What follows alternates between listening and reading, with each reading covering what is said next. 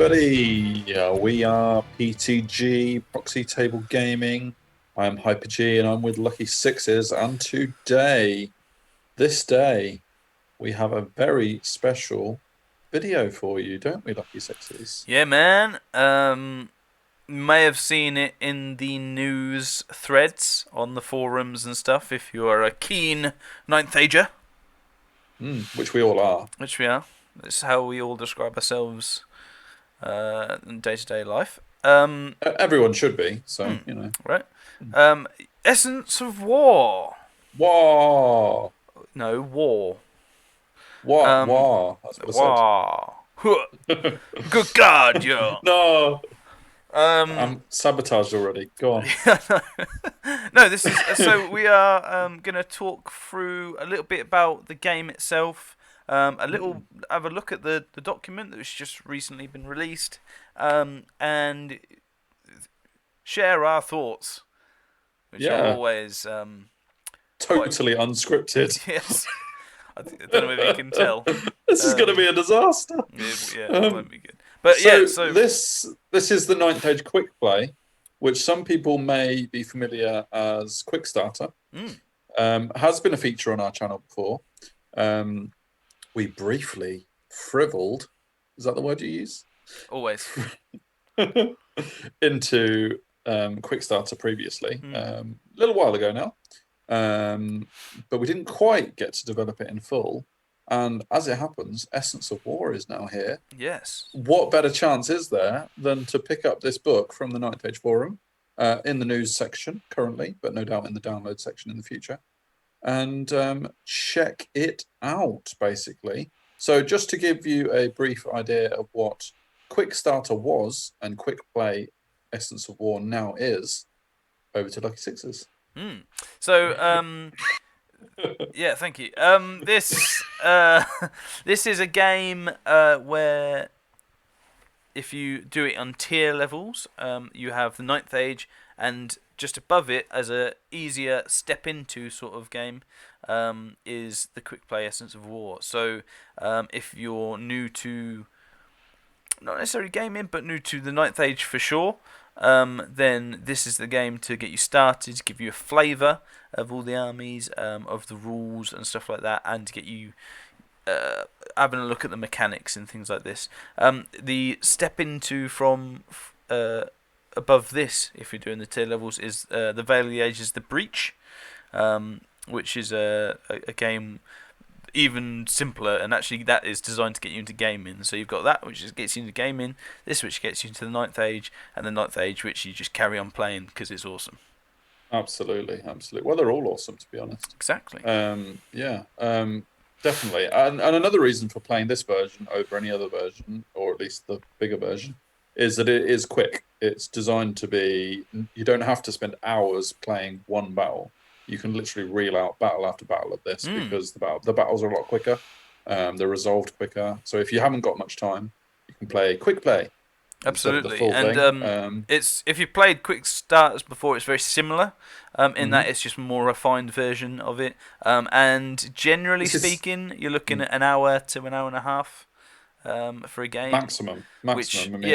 When we played previously, by the time we'd got into it, we could do it one game in like half hour if we were ready and set up and stuff. Yeah, sure. And for a wargaming game, that's pretty good in terms of that. It's not a big time investment. The models with the pre-made armies anyway, there's not many, but it's a good mix. So yeah, it was sort of it is a good stepping stone into wargaming and the 9th Age. So you certainly check it out. And this is the alpha version, isn't it? So there is potential for further changes to it as it develops. Yeah. I'm lucky enough to play Pataglio just this weekend, although in gaming terms, it could be years ago when you're watching this. But played the Essence of War thing, and it's I forgot what I was saying. You were just saying that I played it. Awesome. I'm lucky to play it. Yeah, and everyone else can now play it because it's now available. Exactly. So right. to bail you out from whatever, shall we start talking about the book? Yes, please. So our aim is not to talk about. There's some wonderful people who have been involved in creating it. Good credit to them. We're not like literally picking through the book, talking you through rules or anything like that in this review. This is very much like we've already done, introducing the game itself and identifying a few differences. I mean, this book itself looks very much like a normal 9th-page rule book in the style it's designed in and the type of information that it gives you as an introduction to a game, wargaming. But it is a lot simpler. So, for example, I think we said this is a 41-page document. I think I remember. Believe so. Yeah. At the minute, again, that will change when there aren't all the armies in here just yet, but you have got all the, well, a lot of the full army book.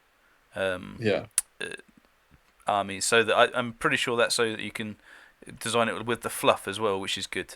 So again, this is just looking as wholeheartedly at the game as possible. Yeah, we won't be looking at the book in detail, but what we'll do is when we come up with something, we'll sort of highlight it in comparison to the 9th Age and stuff.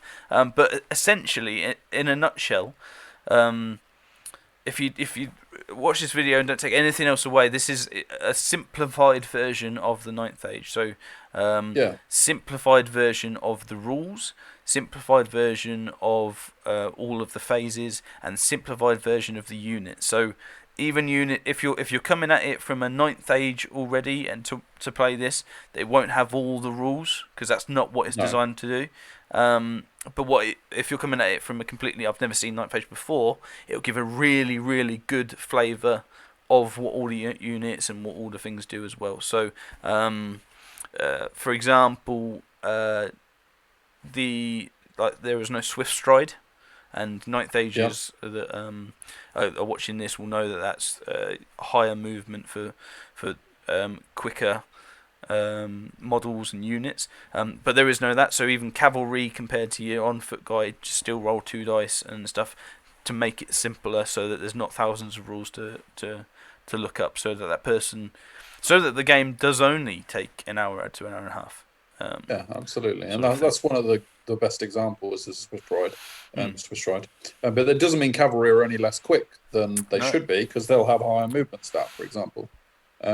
So there is still advantages to faster moving units, etc. For sure. But it's an extra rule that's been taken away to make the game simpler. So that's a really good example to pick out, actually. And the games are really fun. Like it's they're not, you're not got the same. The units aren't the same. They're very, very similar. I'd probably say 75% the same. But because of those changes, actually, it just makes for a really casual sort of environment that you can just play and have fun with, which is actually really nice for a game. Definitely, especially to get people into our game, and that's why it's designed. So do bear that in mind if you're coming. Like I say, it's mainly coming from 9th Age. I think from ourselves, knowing the 9th Age rules and having all them in place, actually it's harder probably for us to get our head around the rules than it is a new player, which is interesting. Absolutely. Interesting sort of concept to get your head around. Yeah, and speaking of interesting concepts, and I don't want to draw this out too much because I've noticed a typo, but we won't mention that. In the victory condition at the bottom right of your current screen is there's one way of getting victory in an Essence of War game, which is to get near the center with your units. I mean, the paragraph that is actually detailing it is literally on screen now. And they say you have to be within 66 inches of the center, which is a little possibly a little large than they intended. But we won't make any deal out of that. So yeah, but it's all about getting near the center and holding it, and that is how you win a game of Essence of War, which is different to like the massive 9th Age game where you could have various different victory conditions and stuff like that. So that's another example of how Quickstarter is simpler in that is what you do to win. Essence. And yeah, that's just one way of that they've tweaked it to be less options, because it doesn't need the options, because what it's trying to do is get you used to all the mechanics and how they come together to form a final purpose. Yeah, absolutely. But I mean, within that, there are still different ways to get within the center. You can wipe out your Yes. opponent and get the center. You can stop them getting the center, or you can just flood the middle and have more than them. So Yeah. even though that is simple, there are different ways to win that as well. But yeah, another example there of the changes, the charge reactions. So there is no stand and shoot. No. So Yes. any Exactly. shooting things can't stand and shoot as well. So which for a newcomer that's never played Night Age, you'd be like, what? But Well, for a someone Ninth who's Age never fan, played Ninth Age would never know Sun and Shoot exists. exactly. But Well, someone yeah, who has played Ninth Age might think, "Oh, yeah, my shooter units can stand and shoot." yeah, No, exactly. they can't. Cool, yeah. But yeah, But yeah, that's another one. the book as a whole, if we review it very briefly, uses a good mix of pictures, text, and diagrams, as you've seen there from that. And as a whole, it's really good at not putting too much text on a page or spreading different phases of the game or sections over too many pages as well. So like I mean, with this you've got movement phase, which I think is 2 pages only. Let's find out. One, even one. Even better. Magic phase I know is only one as well. Definitely. So and this is actually, if we stick on this one, is a really huge example of how simple Simplifying. and easy to understand. In the main game, you've got lots of veil tokens and things like this. With this one, the flux cards are literally, you have this many dice. There isn't all that thing, and so it's just, it allows you to play the game, I think, without thinking too much about the rules, which again is something Ninth Age as a whole. The rules are a huge part of it and really really good, and make it really fun. But with this, you just get lost in it and play the game itself. So it's really good, really cool. Yeah, definitely. And like you say, Magic, the whole phase is described on one page. That's how well they've done at making it a game that you can literally just pick up and play, and not have to worry about, oh, well, if you do that, then you have to do this, or if you take that, then you have to bear in mind this. There's none of that, because it's just set in stone, and that isn't to the game's detriment. That is literally just, you thrive in it basically when you play it. So I mean, the miscast rules, for example, is a really good one, because literally in the main game there's quite a lot of different variations of a miscast, whereas in this one, two different outcomes. Simple. Yeah, so I mean, and as well, if you're a new player coming in, if you've got to read 4 pages before you understand a phase, that's whereas this, it's all on there, it's all in different things. It literally will take you 2 minutes to read that page and understand the magic phase, which is quite important. Yeah. But at the same time, it gives you a good idea of what the magic phase is all about. So yeah, interesting. It's very interesting. And it doesn't feel any less like a magic phase either, having played it. No. So yeah. Yeah. So, and same goes for all the other phases. Shooting is essentially the same. Charging is essentially the same. Moving your units essentially the same. It's just I don't want to use the phrase dumbed down, because that makes it sound like it's less, but it is just easier and quicker. So, and even something like melee is much more like just basic, isn't it? But still gives you the same flavor of battling out. So yeah. And the good diagrams as well. Diagrams is somewhere that Ninth Age has always been really good at. I feel. Absolutely, explaining yeah. it. So. And like I said, it gives a good mix of, like, you got the tables, diagrams, some pictures to pad it out as well. And I know from speaking to people involved with it, that's something that they want to do as well. So if you see some like spare bit of paper, it's going to be filled out and things, and it's going to look prettier as it goes along as well. So which is cool. Definitely, and I mean you'll see in the book, like, it's not just the pictures, it's the quotations, the fluff as well. Yeah, which that's just a bit of flavour, and I like the flavour. I like that. I think that's a really good decision. Really good decision. It just makes it more fun. And speaking of the fun, I mean, we've got onto the part of the book now where, I don't know about you, Lucky Sixes, but this is where I get a little tingle of, the units and stuff like that. And this is where what it's really about, is getting a sense of what you can actually play when you're playing the game. I always get tingles, but that's You need to see a doctor something. about that. I have. They said stop coming here with your tingles. But no, yes, no, very much so. There's, I want to say 6 armies in this Going out book. on a limb. Yeah, yeah. If you include Ascalanders, which of course we do. But yeah, so By now, and we're on 1. yeah, again, from like seeing the development of Quickstarter to this, and the discussions had about what to include, all of the armies or the preset armies as well, generally speaking, try and do a different thing as well. Because if you think about it as a game, Essence of War will eventually have 16, at least plus 3. For the auxiliary armies included, all different armies. So you've got so many different ways to play the game, and they've tried to accentuate that with the different armies and units they've included as well. Yeah, I think what they want is, like, if you pick up the Demon Legions, for example, then you'll experience these kind of models in these units, and then you could easily switch over to the next army, in this case Ogre Khans, and you would have different model types, different like HP counts for these model types. Bombardiers, you don't have anything like that in the demons list, or actually you kind of do because you have imps, but bad example. But you know, and again, gives you that different way to win the game. Like you'll have a different style of play, and I think they're trying to get that out of each of the armies, which is cool. It's a really good idea. I really like that idea. Magic, generally speaking, you've got 2 spells. Some armies have 3. yes. And I know that's a discussion as well for perhaps other phases, like alpha, beta, etc.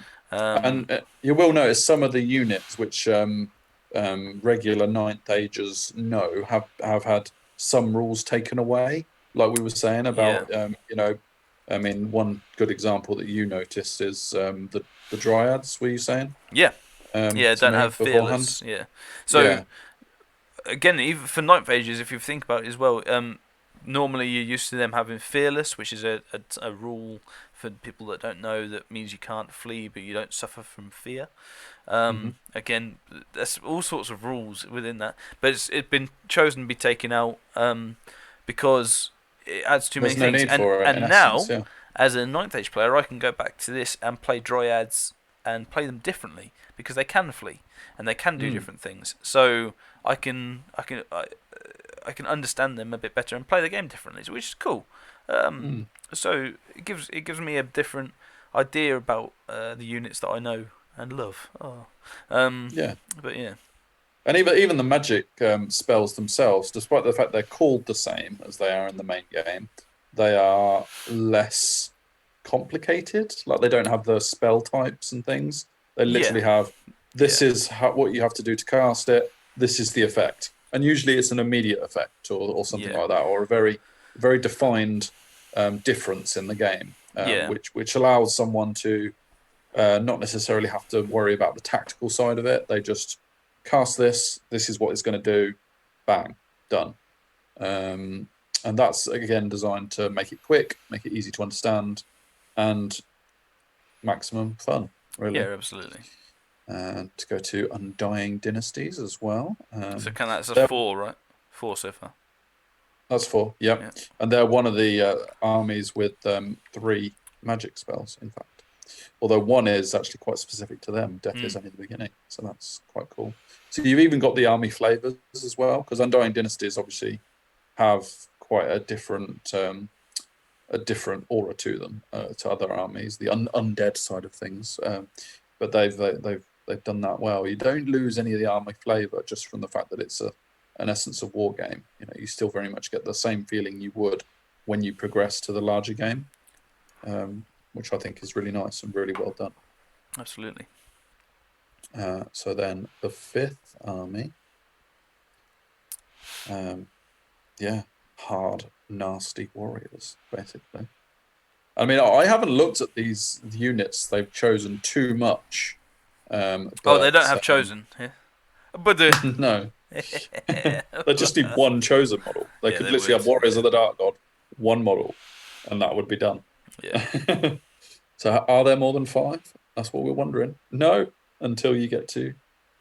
Yeah. So this is it's good to stop on this one actually, because this is another section of it where in the future, yes, you've got your preset lists like that where you literally turn up and play with that. Great.